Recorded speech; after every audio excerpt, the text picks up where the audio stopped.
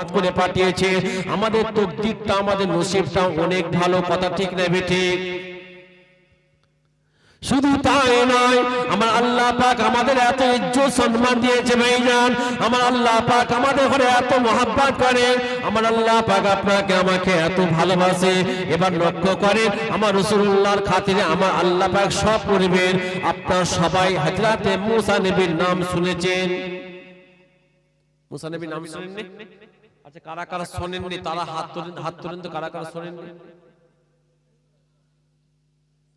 নারে তাকবীর। কি বিরিয়ানি আছে তো লাস্টে?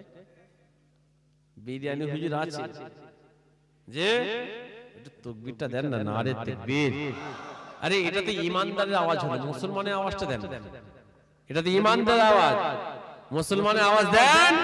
নারে তাকবীর, নারে তাকবীর। আল কোরআনের আলো, দ্বীনের আলো, নারে তাকবীর। মাশাআল্লাহ। যে কথা বলছিলাম, ফিরে আসি। হযরত মুসা নবীর নাম শুনেছেন? মুসা নবীর জামানায় মুসা নবীর একটা উম্মত ছিল। হ্যাঁ শোনেন, মুসা নবীর একটা উম্মত ছিল। সেই উম্মতটা সর্বদিক থেকে নিকৃষ্ট, সর্বদিক দিয়ে গুনাহগার, সব দিক দিয়ে গুনার দিকে ফাস্ট, অন্যায় দিকে ফাস্ট। কোন শরীয়তের কাজ তার মধ্যে ছিল না। কিন্তু সেই মুসা নবীর উম্মতের মধ্যে একটা বড় গুণ ছিল। মুসা নবীর উপরে যে কিতাবটা নাজিল হয়েছে, সেই কিতাবটার নাম কি? আমার রাসূলুল্লাহর উপরে যে কিতাবটা নাজিল হয়েছে, সেই কিতাবের নাম কি? কুরআন শরীফ, তাই তো না? ঠিক মুসা নবীর উপরে একটা আল্লাহ পাক আসমানি কিতাব নাজিল করেছিলেন, সেই কিতাবটার নাম কি? তাওরাত। কি বললাম? তাওরাত। তো সেই মুসা নবীর উম্মতটা মাঝে মাঝে সেই তাওরাতটা নিয়ে বসতো, পড়তো। আর তাওরাত পড়তে তাওরাতের মধ্যে আমার রাসূলুল্লাহর নামটা যেখানেই দেখতে পেত, সেই মুসা নবীর উম্মতটা আমার রাসূলুল্লাহর নামের উপরে একটা করে চুমা দিত। জোরে বলুন, আর একটু জোরে বলেন। এটাই তার ছিল বড় একটা যেন ইবাদত। তো আল্লাহর কাছে এটা বড় পছন্দ হয়ে গিয়েছিল। সেই ব্যক্তিটা যখন মারা গেছে, মারা যাবার পরে তার কওমের মানুষরা, গ্রামের মানুষরা ও সবথেকে নিকৃষ্ট, গুনাহগার, পাপী বলে গ্রামের মানুষরা ওকে কি করেছে? গোসল না দিয়ে, কাফন না পরিয়ে, জানাজা না দিয়ে, দাফন কাফন না করে সবাই মিলে তাকে কি করেছে? যেখানে গরু ফেলে, আপনাদের কি বলে? ভাগা। সে ভাগারে সবাই মিলে ওকে ফেলে ফেলেছে। ভালো করে বুঝবেন, সবাই মিলে গুনাহগার, নিকৃষ্ট বলে সবাই মিলে কোথায় ফেলেছে? ভাগারে ফেলে দিয়েছে। ভাগারে যখন ফেলে দিয়েছে, আমার আল্লাহ পাক হযরত মুসা নবীকে বলছে, এ মুসা, তোমার কি জানা আছে তোমার একটা উম্মত দুনিয়া থেকে বিদায় নিয়েছে, মারা গেছে? বলছে, রাব্বি আল্লাহ, হ্যাঁ জানি। তোমার কি এটাও জানা আছে তোমার অন্যান্য উম্মতেরা তার জানাজা না পড়িয়ে, কাফন না পরিয়ে, দাফন না দিয়ে, গোসল না দিয়ে তাকে ভাগারে ফেলেছে? মুসা নবী বলছে, আল্লাহ এটাও জানি। তা তুই প্রতিবাদ করলে না কেন? মুসা নবী বলছে, আল্লাহ ও তো বড় নিকৃষ্ট, গুনাহগার, পাপী সর্বদিক থেকে, এই জন্য আমার কওমের মানুষরা তার জানাজা, গোসল, দাফন কাফন না করে সবাই মিলে তাকে ভাগারে ফেলে দিয়েছে। ও আমার ভাইয়েরা, জওয়ানেরা,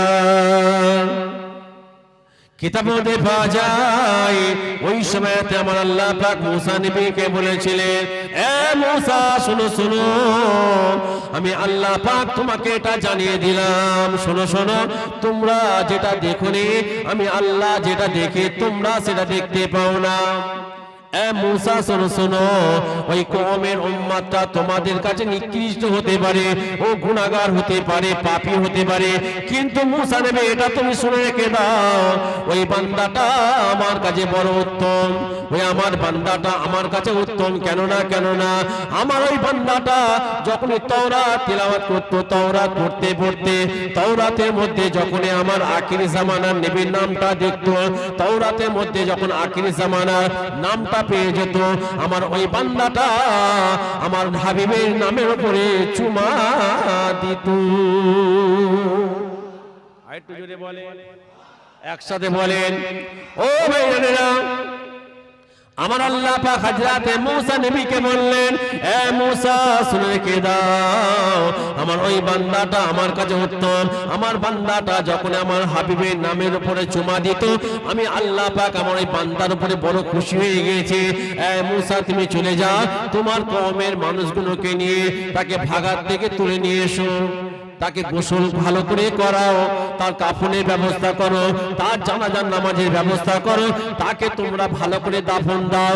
ও ভাইয়েরা, আমি মাহতাব আপনাদের ঘরে এটাই বোঝাতে চাইছিলাম, হযরতে মুসা নবী যদি উম্মত আমার রাসূলুল্লাহর নামের উপরে চুমা দিয়ে যদি নাজাত পেতে পারে, আমার আল্লাহ পাক আপনাকে আমাকে আখির জামানা নবীর উম্মত করেছে। ভাইজান বিশ্বাস করেন, আমরা যদি সত্যিকারে আল্লাহ রাসূলকে মহব্বত করে থাকতে পারি, আমরা যদি সত্যিকারে আমার রাসূলুল্লাহকে ভালোবাসি, আমরা যদি সত্যিকারে অন্তর থেকে রাসূলুল্লাহর ভালোবাসার প্রদীপ আমাদের অন্তরে রাখতে পারি, আল্লাহর কসম করে বলে যায়, আমার আল্লাহ পাক আপনাকে আমাকে নাজাত দিয়ে দেবে। আরো জোরে বলুন সুবহানাল্লাহ। ও ভাইজানেরা, আমি আপনাদের সবাইকে বলে যাই, রাসূলুল্লাহকে মহব্বত করা যদি না হতে পারেন, রাসূলুল্লাহ মহব্বত যদি অন্তরে না রাখতে পারেন, এটা মাথায় রাখবেন, দুনিয়া আখিরাত দুটোই জায়গায় ক্ষতি হবে না, হবে না, দুটোই জায়গায় ক্ষতি। রাসূলুল্লাহর ভালোবাসা, রাসূলুল্লাহর মহব্বত আমাদের অন্তরে যদি থাকে, তবে আমার আল্লাহ আপনাকে আমাকে কি দেবে? নাজাত দেবে।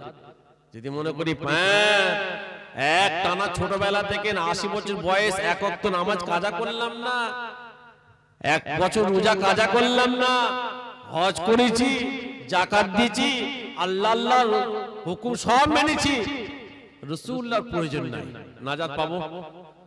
কথা বলছেন না, পাবো না, অত সহজ নয়। আপনি মারা যাবেন, কবরে যাবেন, সেখানে আমার রাসূলুল্লাহ, আখিরাতেও সেখানে আমার রাসূলুল্লাহ। কথা ঠিক না বেটি? কোনো উপায় নাই। আবার বলি, রাসূলুল্লাহকে ভালোবাসেন, নবীকে ভালোবাসেন, আর রাসূলুল্লাহকে ভালোবাসবেন কেমন করে? আল্লাহ রাসূল বলছে, যারা আমার সুন্নাতকে ধরে রাখলো, যাদের মধ্যে আমি রাসূলুল্লাহ সুন্নাত আছে, আমি রাসূলুল্লাহ বললাম, সেজন্য আমি রাসূলুল্লাহকে মহব্বত করে নিয়েছি। জোরে বলুন, আর একটু জোরে বলেন। তাহলে আমার রাসূলুল্লাহ সুন্নাতগুলোকে আপনার আমার মধ্যে রাখতে হবে, অর্থাৎ আমার রাসূলুল্লাহ যেগুলো আমাদের ঘরে করতে বলেছেন, সেগুলো আমাদের ঘরে একটা একটা করে সব করতে হবে। কথা ঠিক না বেটি? আমার রাসূলুল্লাহ সবথেকে বেশি করেছেন সেটা হচ্ছে 1 নম্বর নামাজ। আমাদের ঘরে নামাজ পড়ার কথা বললেন, তাহলে 1 নম্বর আমাদের মধ্যে আগে নামাজ থাকবে। যাদের মধ্যে নামাজ নাই, তারা কিন্তু নবী পাককে ভালোবাসে না, কারণ নামাজ পড়লে আল্লাহ আল্লাহ রাসূল খুশি হয়, নামাজ না পড়লে ইবলিস শয়তান খুশি হয়। তাহলে যারা নামাজ পড়েনি বা পড়েন না, তারা কিন্তু শয়তানকে খুশি করছে, এটা মাথায় রাখবেন। কম বেশি দেখবেন মসজিদগুলো বিশাল শান শওকতের সাথে হচ্ছে, কিন্তু মসজিদে মুসল্লি নাই। কথা ঠিক না বেটি?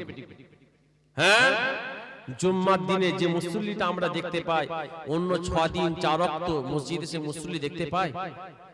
কথা বলেন কেন? কোথায় যায়? কবরে। 3 ধরনের ব্যক্তিরা মসজিদে আসে না।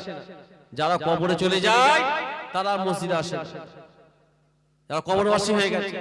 2 নম্বর, যারা বেধর্মী তারা মসজিদে আসে না। 3 নম্বর, যারা পাগল তারা মসজিদে আসে না। সপ্তাহে যারা জুম্মার দিন কেবলমাত্র মসজিদে আসে, তাহলে 3টের মধ্যে নিশ্চয়ই একটা, এই তাই তো নাকি? হিসাব তাই বলছে। 3টের মধ্যে নিশ্চয়ই একটা হয় পাগল, নাহলে কবরবাসী, নাহলে বেধর্মী।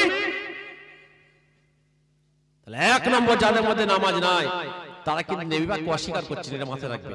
2 নম্বর, রাসূলুল্লাহ সুন্নাতের মধ্যে আরেকটা পড়ে যায়, সামনে হচ্ছে রোজার মাস আসছে। কথা বুঝতে পারছেন না? কত ছেলে আছে দেখবেন, কত যুবক আছে বছরে এক মাস রোজাকে আল্লাহ ফরজ করেছে।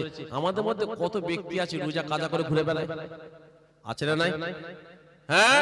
তৃতীয় নম্বর, আপনা আমার বাড়িতে মা বোনটাকে পর্দার মধ্যে সবাইকে রাখতে হবে। চতুর্থ নম্বর, সুদ থেকে দূরে থাকতে হবে। সুদ কিতাবের মধ্যে পাওয়া যায়, যখন কোন ব্যক্তি সুদ খায়, আল্লাহ রাসূল বলছে সে যেন আমি আল্লাহ, আমার আল্লাহ এবং আমি রাসূলুল্লাহর দিকে যেন সে তীর ছুঁড়ছে। মাশাআল্লাহ, তাকবীর দেন, নারে তাকবীর, নারে তাকবীর। আওলাদে মুজাদ্দিদে জামান, আওলাদে মুজাদ্দিদে জামান, হিজবুল্লাহ, হিজবুল্লাহ, নারে তাকবীর, আল্লাহু আকবার, আলহামদুলিল্লাহ। কই দাও, আমাকে তুলেছ তো নাকি? এই একটা চেয়ার দাও না, এই ছেলে একটা চেয়ার দাও।